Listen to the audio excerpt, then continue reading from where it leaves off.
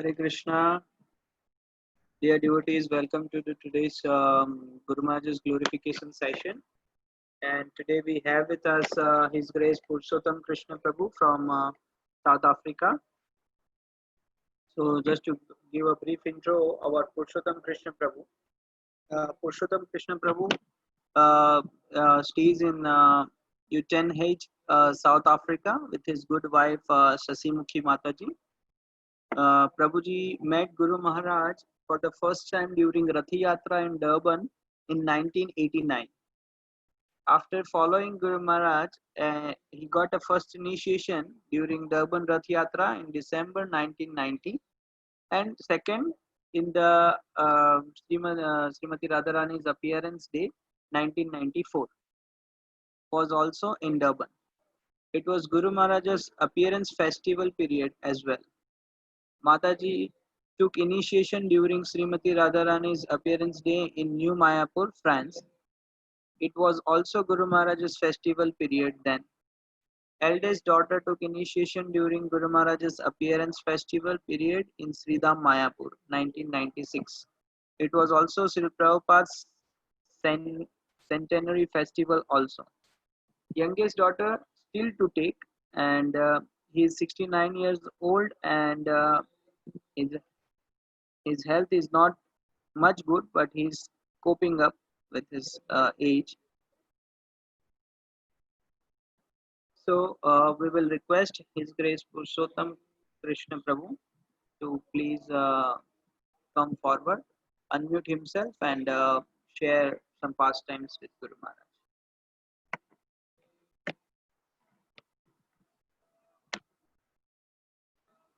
Prabhuji, you might see some dialog box on the screen which asks you for unmuting. Please unmute yourself from there.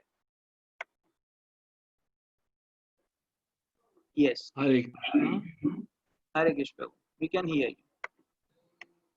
Namo Om Vishnu Padaya Krishna Prishtaya Bhutale Shrimati Bhakti Charu Swami Niti Namine Snigdha Cheta Supraneta Vagminam Charasa Prutum Prabhupada Gata Pranam Nomi Bhakti Charu Padam Namo Vishnu Padaya Krishna Prishtaya Bhutale Shrimati Bhakti Vedanta Swami Niti Namine Namaste Saraswati Devi Gauravani Pracharine Nirvishesha Shunyavadi Pashyatya Deshatarine Jaya Shri Krishna Chaitanya Prabhu Nityananda Shri Tadgadadar Shivasari Gaur Bhattavinda Hare Krishna Krishna Krishna Hare Hare Hare Ram Ram Ram Hare Hare Hare Krishna. First of all, I want to thank the organizers for allowing me to speak on this wonderful session for the glorification of our spiritual master, His Divine Grace, Srila Bhakti Charu Swami Maharaj. I also want to say that in 1989, when I went for Mangal Aarti at the temple, that's the first time I saw Guru Maharaj. And then they asked him there to lead the prayers for the Srimati Tulsi Devi. And the way he sang appealed so much to me that this is the personality that I'd like that he must lead my spiritual life, that he must guide me and teach me. And I was staying along with Sharma Prabhu. Well, he's late now. And we went back home after the Tulsi prayers. And I told my wife, you know what? We found the guru that we are looking for. You better come. We can all go for the deity greetings and we will see him there. So we went there, and then Guru Maharaj gave class. And I was listening very attentively to what he was saying and how he was speaking. He pronounced so beautifully the Sanskrit verses, and he explained them so nicely and so eloquently.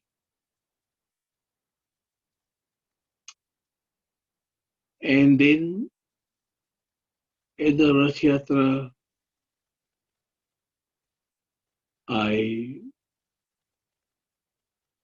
tried to speak to him, but he was so busy. And at one point, he was with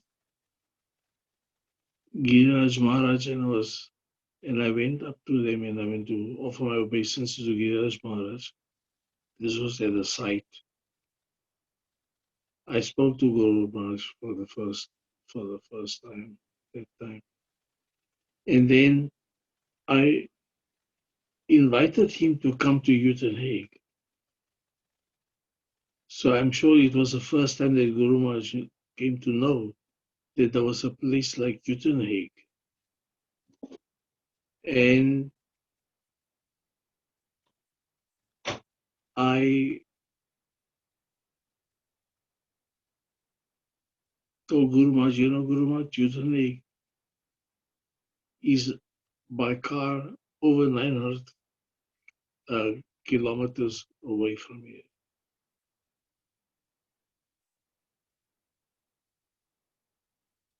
So I was hoping that he'd come there. And during one of the days,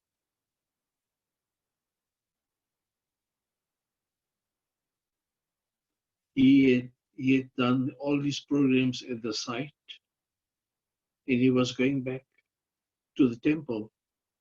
So he asked Shrutakirti Prabhu, please, I want to go back to the temple. So if there is someone to take me. And I grabbed the opportunity and I said that, yes, Guru Maharaj, I will take Maharaj back to the temple. And I took Maharaj back to the temple, and we went to his room. I paid obeisances to him and I said, please give me your blessings. And he says, you have the blessings.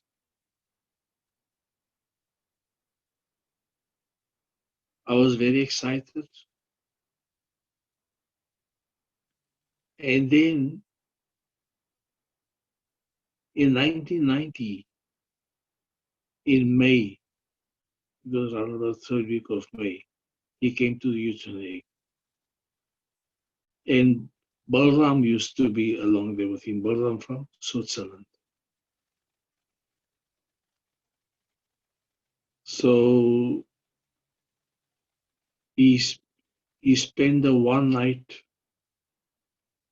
at our one brother's house. He's not around anymore. And the next morning, I went there to fetch Guru Maharaj and Balram to come to our little house. We were going to have Mangal Aarti. And I prepared everything for the Mangal Aarti. And Guru Maharaj said, so do the Aarti now. I said, I don't know how to do it. So he asked me, what have you been doing all this time? And I just kept quiet. I didn't say anything. Guru Maharaj sang Samsara Gava. And then after that, it came to the time when he had to give a talk. So he sat on the chair and he asked me, So what would you like to know? I said, I'd like to know the Shiksha Ashtaka. So he went through the Shiksha Ashtaka. He explained it so beautifully. And he pronounced the verses. That time, we used to record everything on the audio cassette. And after Guru Maharaj went back, it was also during that time that we had a program in our local hall here, where we had about 60 people. And Guru Maharaj was talking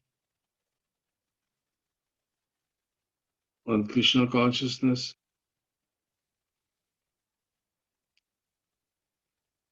And then Guru Maharaj was asked a question why Lord Krishna wears a peacock feather. So Guru Maharaj explained the peacock.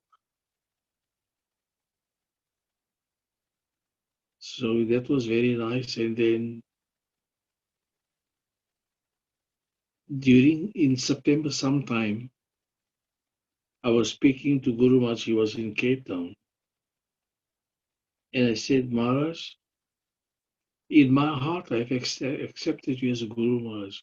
But I don't know whether you have accepted me as a disciple. I'm in great anxiety. He says, I will give you initiation.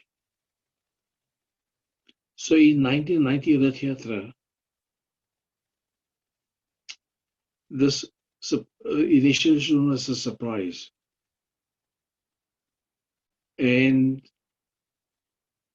I got initiated, and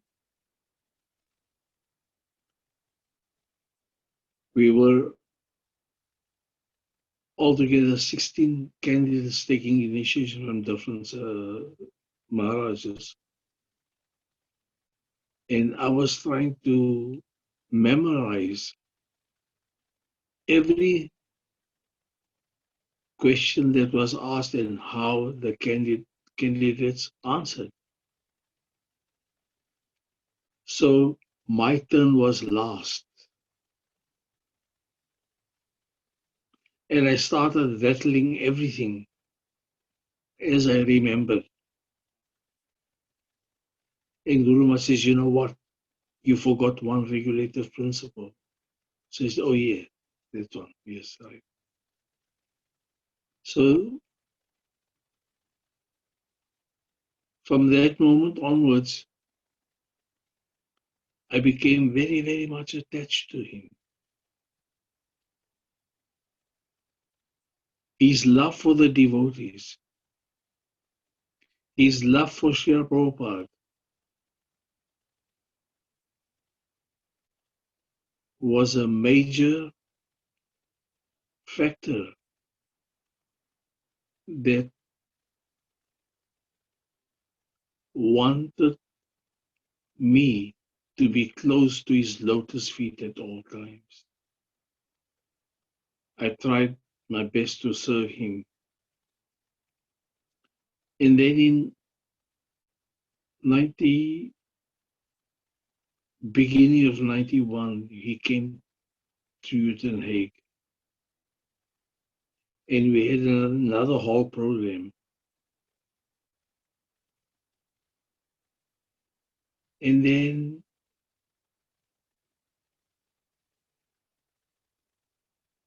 one morning, I heard him singing Krishna Jinka Nama Hai. And that is when that became so popular in South Africa that during programs, Guru Maharaj would sing Krishna Jinka Nama Hai. Then in 94, I got Brahman initiation. I remember I used to read the Gayatri from a paper that I was given. And I was praying very hard that on Guru Maharaj's Vyasa Puja Day, by that time, I would have memorized the Gayatri. And yes, it happened on that day. So then in 96, it was a centenary year. But before that, I have to share something. In 93, I went for Indrajumna Maharaja's Vyasa Puja in Durban. And then Guru Maharaj was coming to Uitenhage because that time we had a center in Port Elizabeth. Port Elizabeth is about 30 km from Uitenhage. And when Guru Maharaj said he's also coming, so I changed my ticket accordingly. So we came together, and we were walking on the tarmac. And then Guru Maharaj was walking ahead of me. Well, that time there was a 5-cent piece on the tarmac, and I picked up that 5-cent piece.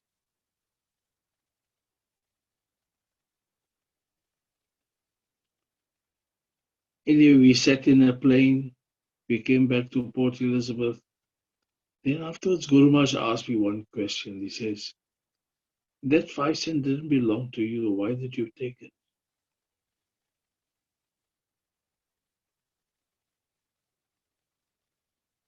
And then I thought to myself that Guru Maharaj is teaching me that what is not yours, you don't take.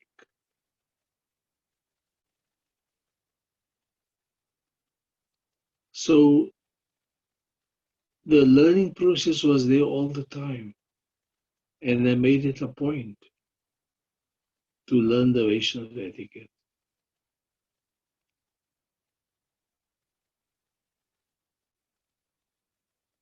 Well, as the years progressed, Guru Maharaj would come here to South, and we'd have house programs here.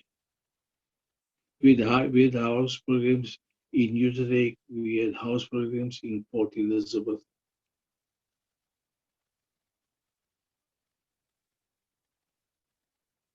And I would record the lectures. And every Rath Yatra, I would go to Durban. And there was this one Rath Yatra time. I couldn't go to Durban, but my eldest daughter went. So she met Guru Maharaj, and Guru Maharaj asked my daughter, "Where's your father?" He says, "He didn't come." He says, "He didn't come?" He says, "He didn't come." He says, "Well, he has to be here." So he phoned me. My daughter phoned me. And he says, "Guru Maharaj says you have to come." So I rushed, I made a ticket booking, and I went. By the time I reached there, they had already pulled the chariot. I went to the site, and I met Guru Maharaj. I paid my obeisances. And he says, "Why didn't you come?" I said, "Well," he says, "No, you have to come to the festival. You come here every year. This is a festival." So he says, "Yes, Guru Maharaj." So he said, "Come." We went to Jagannath Pandit Prabhu's house. And he says, you take prasad with me today. So I took prasad with him. And I said, this is the father who really knows how to take care of his children. One time, my Guru Maharaj was staying with Jagadendra Pandit Prabhu during the festival time. And Guru Maharaj invited in the Jumna Maharaj to come and take prasad there.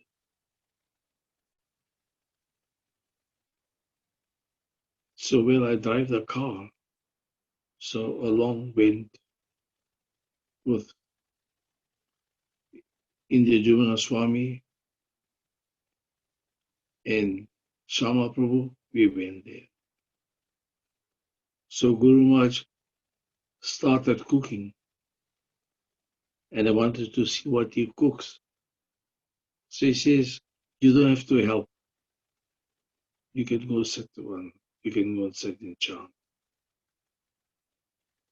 But I really wanted to see how he makes it. He made a very simple menu. And then while taking prasad, Guru Maharaj asked in the Jumna Maharaj,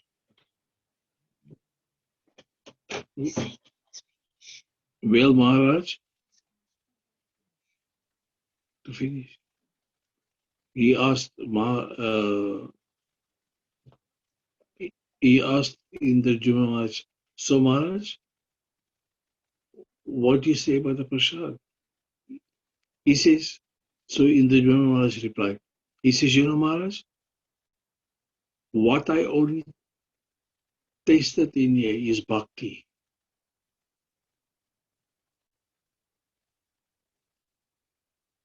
And also one point, Guru Maharaj was saying that in the Jumna stone, he says, you know, Bhakti Charu Maharaj has a heart of a Bengali mother, because a Bengali's mother's heart is very young. I want to thank you for the opportunity that has been given to me to glorify an exalted personality like Bhakti Charu Maharaj. I'm sorry, but I pray we can have some more time, sometime, where we can carry on. Hare Krishna. Thank you, Prabhuji. Hare Krishna, Prabhuji. Thank you very much for sharing the pastimes with Guru Maharaj. So now we will be moving towards the Hindi session of Guru Maharaj's glorification. And today we have with us His Holiness Bhakti Daita Adipurush Swami Maharaj.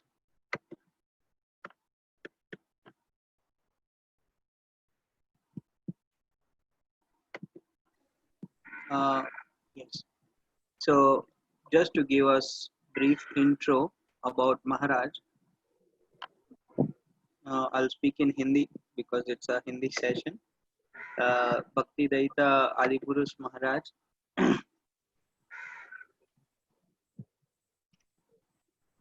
उनके बहुत ही कम उम्र में बचपन से ही वो हरे कृष्ण महामंत्र और Krishna consciousness के कांटेक्ट में थे, उनके पिताजी के आशीर्वाद से, पिताजी के आश्रय से, और उनके विनम्र भाव की वजह से महाराज बहुत ही प्रिय थे उनके परिवारजनों को।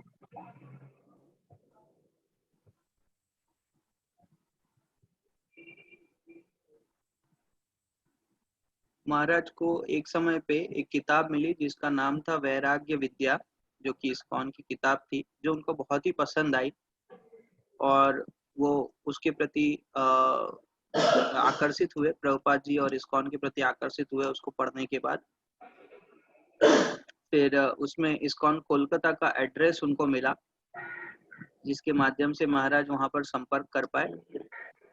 महाराज 1987 में इस्कॉन कोलकाता में आए थे।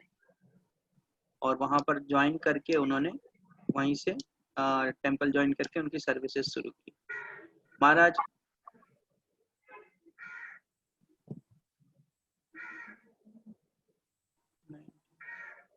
हरे कृष्णा। हाँ, हरे कृष्ण महाराज। हरे कृष्णा। जरा सा मैं आपका छोटा सा इंट्रो दे रहा हूँ, उसके बाद। ठीक है। हाँ महाराज। महाराज इस्कॉन भुवनेश्वर भी गए थे, और वहां पर जाके हिज होलीनेस श्री श्रीमद गौर गोविंद स्वामी महाराज का आश्रय लिया। महाराज ने गौर गोविंद स्वामी महाराज जी से दीक्षा ली थी और वहीं से अपना भक्ति जीवन, आध्यात्मिक भक्ति जीवन शुरू किया था उन्होंने। और महाराज ने इस्कॉन कोलकाता और इस्कॉन भुवनेश्वर में बड़े लंबे समय से सेवा की है। और 2018 में महाराज ने हिज होलीनेस भक्ति चारू स्वामी महाराज जी के पास संन्यास लिया, संन्यास दीक्षा ली। और उसके बाद उनने अपनी ट्रैवलिंग और प्रीचिंग एज अ सन्यासी शुरू कर दी। इंडिया में और बांग्लादेश में महाराज प्रचार करते हैं। तो आइए हम महाराज से रिक्वेस्ट करते हैं कि वो अपना जो पास टाइम्स और सर्विस है हिज होलीनेस भक्ति चारू स्वामी महाराज जी के साथ, वो हम सभी के साथ शेयर करें। Thank you. हरे कृष्ण। महाराज जी आप प्रोसीड कर सकते। हरे कृष्णा। हरे कृष्ण। ओम अज्ञानतिमिरन्धस्य ज्ञानाञ्जनशलाकया चक्षुरुन्मिलितं येन तस्मै श्रीगुरवे नमः। नमो विष्णुपादाय कृष्णपृष्ठाय भूतले श्रीमते भक्तिचारुस्वामिनिति नामिने। नमो विष्णुपादाय कृष्णपृष्ठाय भूतले श्रीमते भक्तिवेदांत स्वामिनिति नामिने। नमस्ते सरस्वती देवे गौरवाणी प्रचारिणे निर्विशेष शून्यवादी पश्चात्देशतारिणे।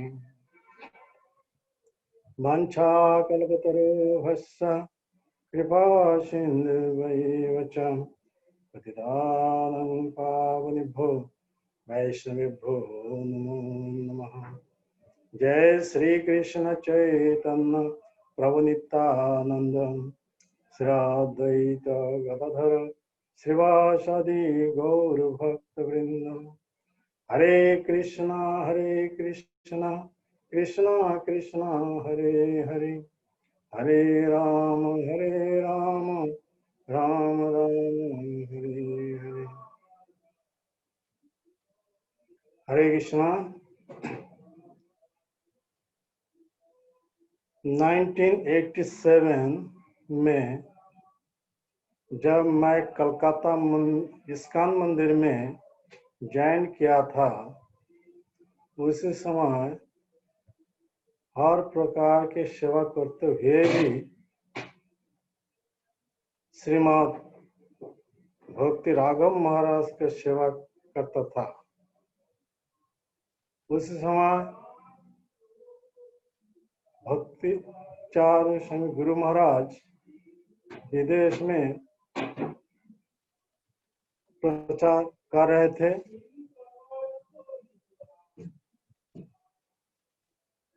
तो जब कलकत्ता मंदिर में आए थे, पहले ही भक्ति राघव महाराज राघव महाराज के साथ मिले थे। दोनों के बीच में प्रचार के बारे बातचीत चल रहा था। मैं पहले बार ही गुरु महाराज को कोलकाता मंदिर में दर्शन किया था।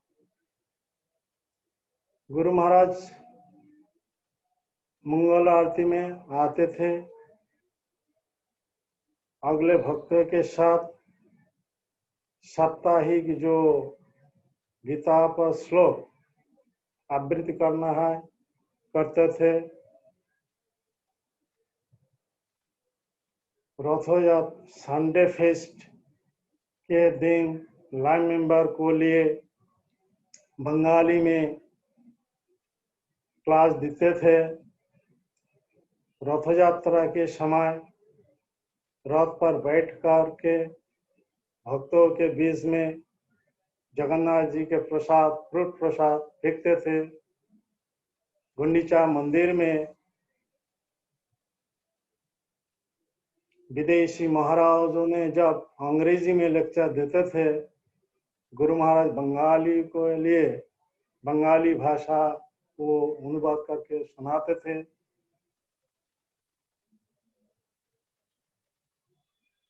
पानीहाटी चिड़ाददी महोत्सव के समय श्रीमद जयप्रकाश स्वामी महाराज, श्रीमद शिव स्वामी महाराज के साथ हमारा इस्कॉन पंडाल में बंगाली भाषा में प्रवचन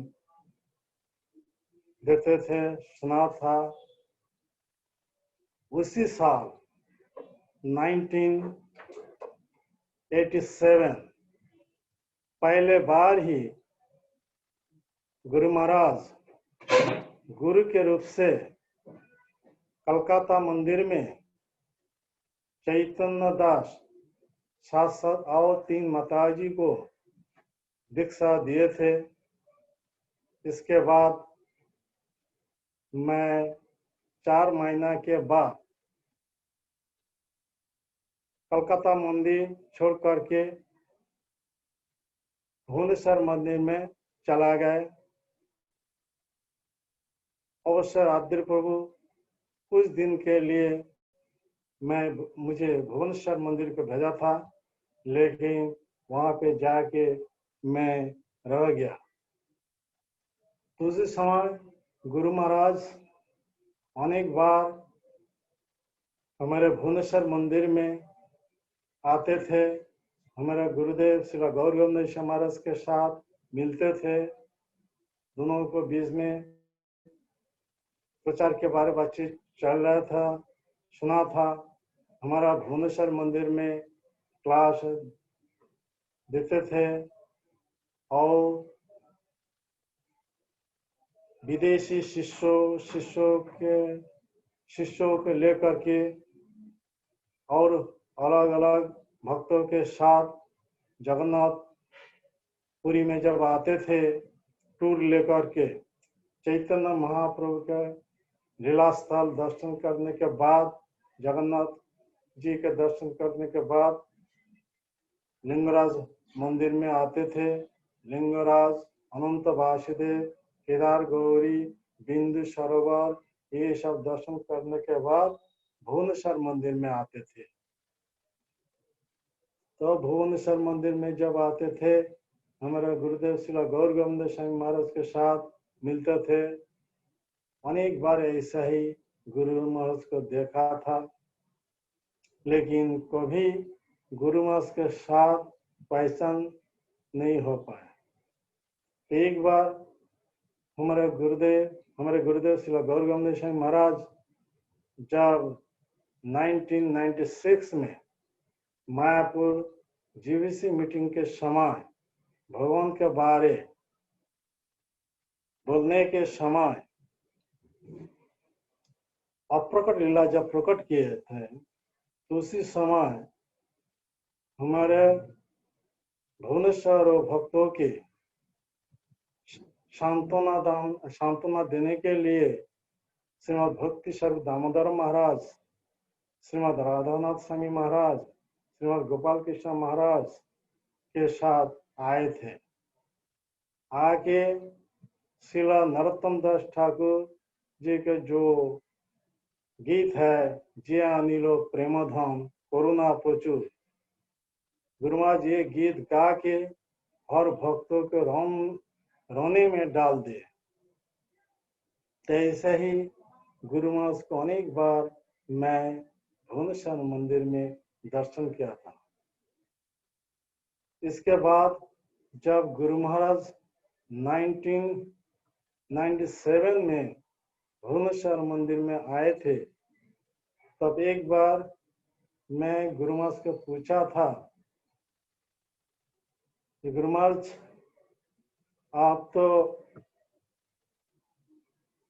प्रभुपाद के अंग्रेजी भागवतम बंगाली में पूरा कर दिए, लेकिन प्रभुपाद के बाद भागवतम के अवशिष्ट जो अनुवाद हृदयानंद स्वामी के द्वारा किया गया है वो आप बंगाली में करेंगे क्या नहीं? तो उसी समय गुरु महाराज जवाब दिए थे, वो अनुवाद सही है कि ना, मैं सोच कर ठीक से जानने के बाद तो क्या करूंगा ना करूंगा मैं सोचूंगा। इसके बाद जब हमारा भुवनेश्वर मंदिर में टीएमसी मीटिंग हुआ था, उसी समय आरजीबी सब आए थे। उस मीटिंग में मुझे जब पूछे थे, तुम सन्यास किससे लेंगे और तुम्हारी जीवीसी कौन? तो मैं उस समय जवाब दिया था, मैं श्रीमद भक्तिचारी स्वामी गुरु महाराज से सन्यास लूंगा और उन्होंने ही मेरे जीवीसी होंगे। लेकिन वो सन्यास फिलअप जब किया था, सन्यासी फॉर्म जब फिलअप किया था, गुरु जीवीसी गुरु के रूप से श्रीमद भक्तिचारी स्वामी का नाम उल्लेख किया था, लेकिन वो एआईडीसी मीटिंग वो जो सन्यासी फॉर्म फिलअप करने के पहले गुरु महाराज के साथ कभी मिला नहीं, भेंट हुआ नहीं, क्योंकि उस समय भुवनेश्वर मंदिर में इतना सेवा था, सेवा छोड़ करके कहीं जाके गुरु महाराज के साथ मिलना बहुत कठिनाई था। तो जब 2013 साल में उज्जैन में एआईडीसी मीटिंग हुआ था, मेरे बारे जब ये चर्चा चल रहा था, तो एआईडीसी मीटिंग में जो मेंबर थे तो गुरु महाराज सभी गुरु महाराज से पूछे थे, तो ये कैंडिडेट के बारे आपका क्या हिम्मत है? तो सुन करके गुरु महाराज उसी समय जवाब देते, कैंडिडेट के साथ मुझे कभी बातचीत हुआ नहीं और मैं भी ठीक से पहचान नहीं। तो उसी समय श्रीमद भक्ति गौरव नारायण महाराज, हमारे भुवनेश्वर के जो प्रेसिडेंट श्रीपाद गोकुलानंद प्रभु, दोनों आके गुरु महाराज के पास उपस्थित होकर के मेरे बारे जब बोला थे, तब गुरु महाराज खुश हो करके मेरे जो सन्यासी फॉर्म था, सन्यासी फॉर्म में वो सन्यासी गुरु और जीवीसी रूप से साइन किए थे,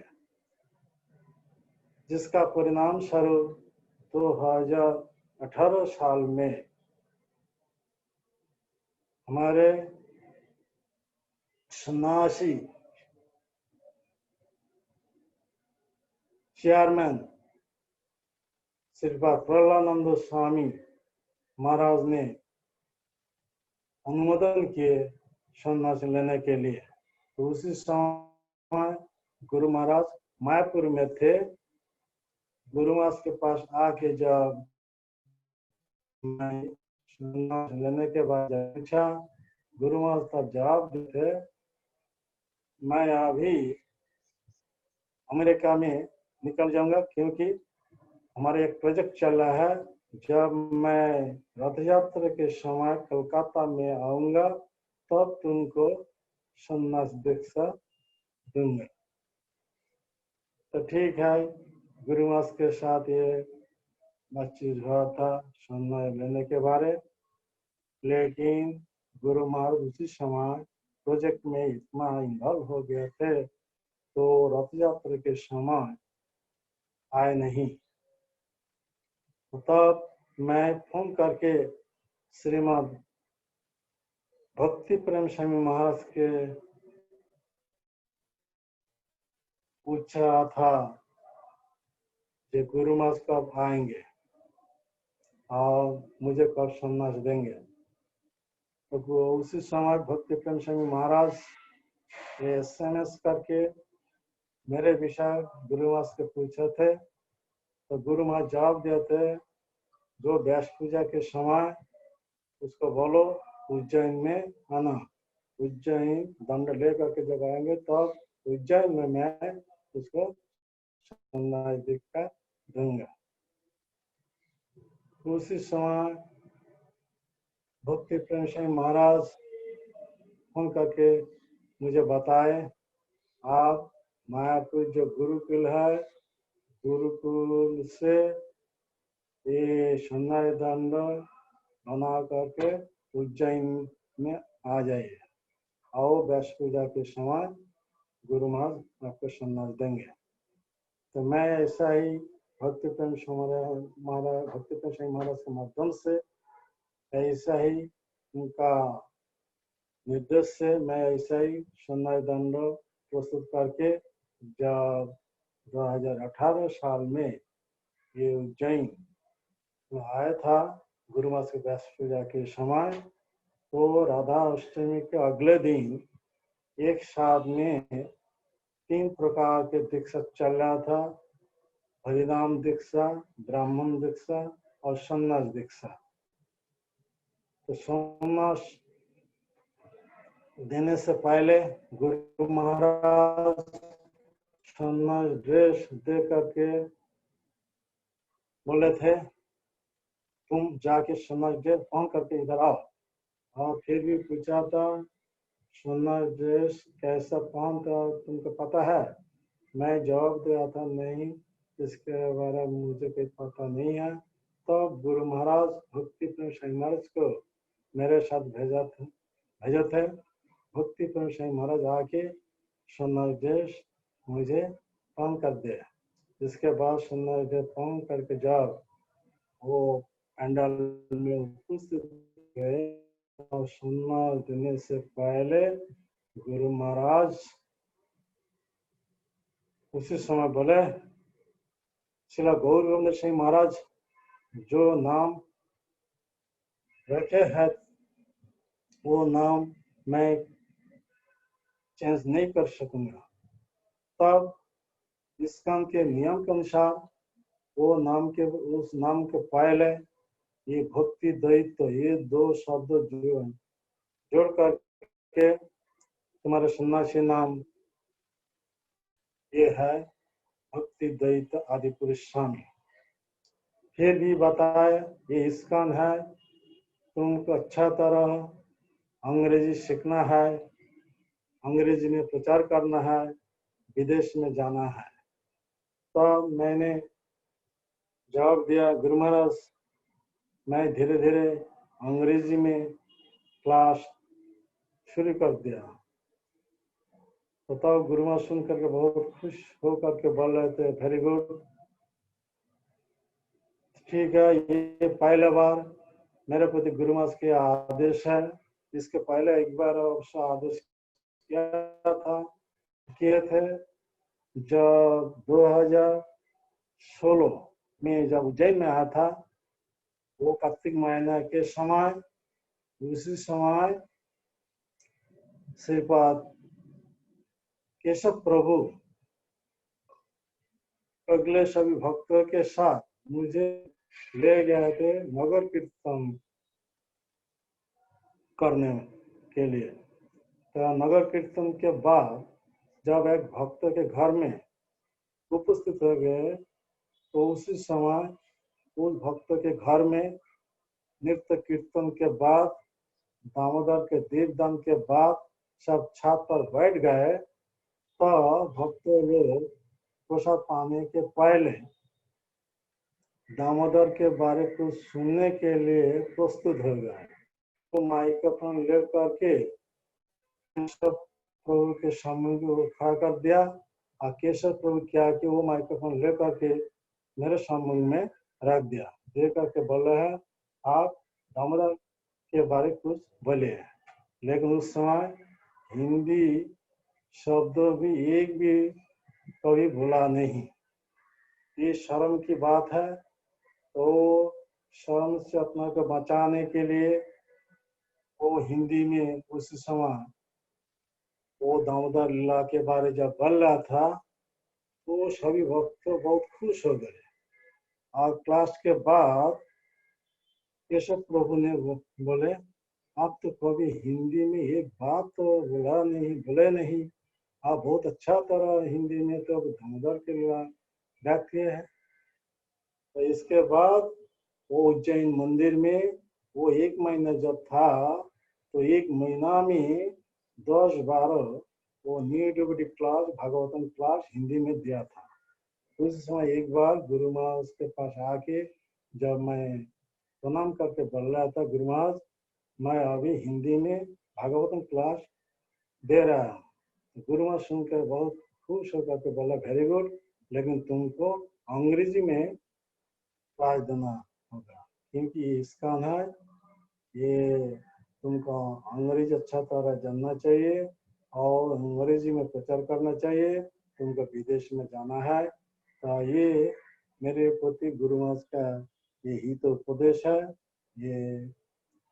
ये लेकिन इतना दिन तक बीत गए, कभी किसी भक्त किंबा किसी महाराज मुझे ऐसे उपदेश दिया नहीं। तो मैं भुवनेश्वर मंदिर में 87 से आज भी तो वहाँ पे है, ऐसा ही बहुत साल बीत गए। तो 2 भाषा में केवल मैं वो बातचीत कर रहा हूँ, वो प्रचार कर रहा हूँ, उड़िया और बंगाली। इसके बाद वो हिंदी में ऐसा ही ये प्रचार चल रहा है धीरे धीरे, लेकिन अंग्रेजी बोलने के लिए मौका मिला नहीं। तो ठीक है, तो गुरु महाराज का आशीर्वाद से ये अंग्रेजी कैसे प्रचार करूंगा, जब मौका मिलेगा तब वो प्रयास करूंगा। आप सभी का आज मेरे ये प्रार्थना है, आप ऐसा ही आशीर्वाद करिए जिससे मैं अंग्रेजी में वो ठीक से प्रचार कर सकता हूँ। तो ऐसा ही गुरु महाराज जब हमारे भुवनेश्वर मंदिर में साल में एक बार आते हैं तो मुझे ये मौका मिला गुरु महाराज का चरण धोते करना और गुरु पूजा करना।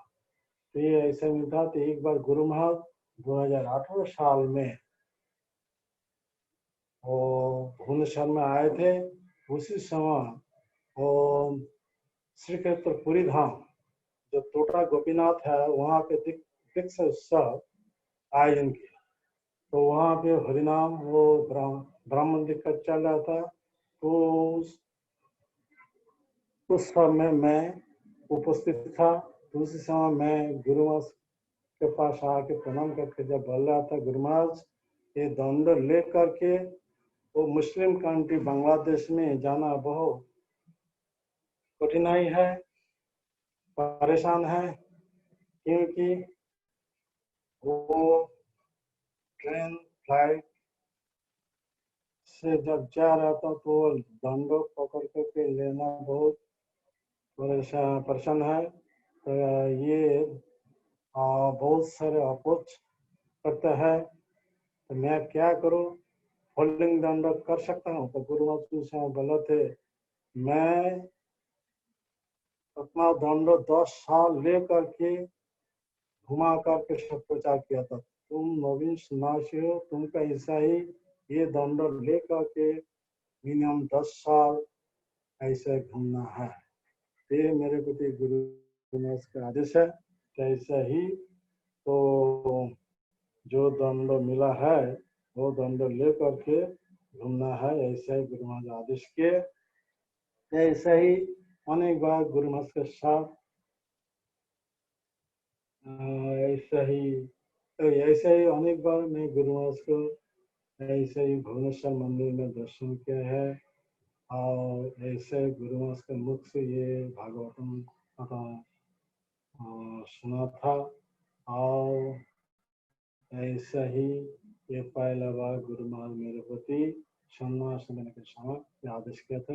लेकिन या अंग्रेजी में कैसे प्रचार करूंगा, इसलिए वो मैं क्या करूं, वो तो ऐसा मेरे पास ज़्यादा समय नहीं है प्रैक्टिस करने के लिए, लेकिन हर खाली हिंदी ये 3 लैंग्वेज तो सब चल रहा है। ठीक है, गुरु का आशीर्वाद होगे तो मैं गुरु का आशीर्वाद से अंग्रेजी में प्रचार। हरे कृष्ण। ठीक है।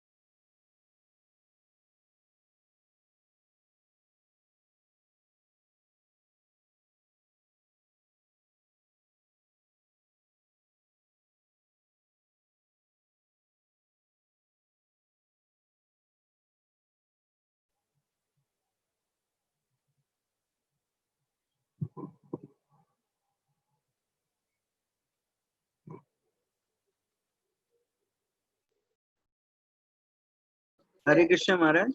हरे कृष्ण। हाँ महाराज, अभी एक और दूसरा सेशन है, तो हाँ। यहाँ पर हम वाइंड अप करेंगे।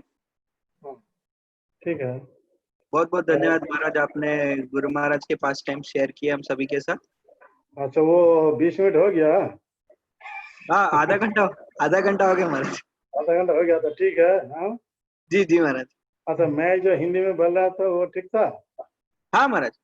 हाँ, हाँ हाँ क्योंकि बहुत दिन अभ्यास छोड़ दिया ना, वो तो मेरा पैर तो ऐसा ही 3 जगह फ्रैक्चर हो गया ना, हाँ हाँ इसलिए तो ऐसा ही वो बहुत परेशान हो रहा है ना।